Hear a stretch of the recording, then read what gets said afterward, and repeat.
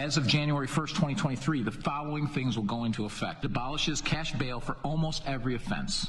This includes, but isn't limited to, kidnapping, armed robbery, second-degree murder, drug-induced homicide, aggravated DUI, threatening a public official, and aggravated fleeing and eluding. That's the mayor of a suburb of Chicago on a new Illinois bail reform law that will take effect the 1st of January. That will make Illinois the first state, remember we talked about cities, but this is the first state now in the country to eliminate bail entirely for a lot of crimes that he just mentioned, robbery and arson, and even kidnapping, and some murder charges.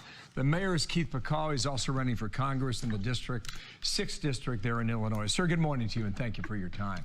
I imagine at the moment there's no way you can stop this. How can you warn the people of your state, as we have seen example after example in various American cities so far? Well, I think the way we warn them is exactly what we're doing now on board floors throughout the suburbs. We've been passing resolutions to let the towns know, let their legislators know that this law needs to be repealed.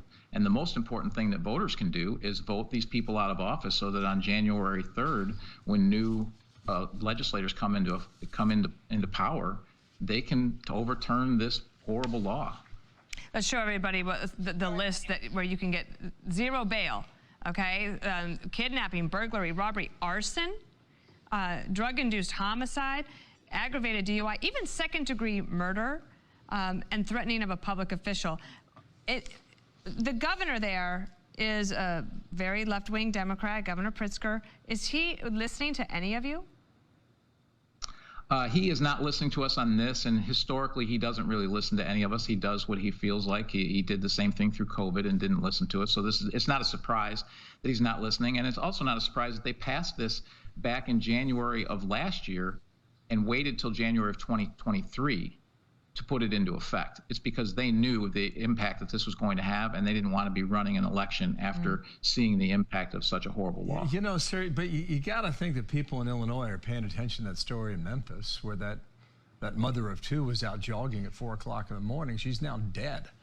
The guy who's accused of killing her, he should have been behind bars.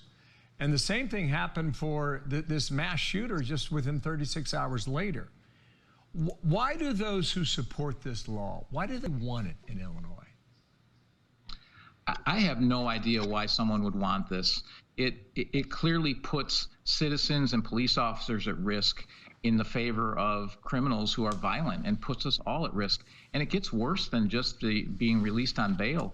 When this goes into effect January of 2023, you will not be allowed, a police officer will not be allowed to remove someone from your property for trespassing. They can take residence in your shed, your pool, in a business, and all they can do is ticket someone. By law, they're not going to be allowed to touch someone and remove them from those premises. Think about how dangerous that will be with people taking the law into their own hands.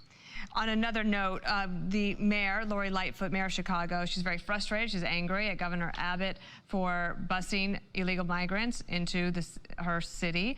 So she went ahead and forwarded them on to another suburb there in near Chicago. And this is the mayor, Gary Grasso. I'm sure you probably know him. He's from Burr Ridge, Illinois. He was a recipient of some of these migrants. He didn't get a heads up. Here's what he said. It's just the arrogance of the state, just presuming they can do what they want. They invite people to come to this state, and then they just willy-nilly put them in the suburbs without even giving us the courtesy of letting us know. What would you do if she sent some of the migrants to your town? Well, first and foremost, so I ran against Gary Grasso in the congressional race for the primary, so I definitely know him.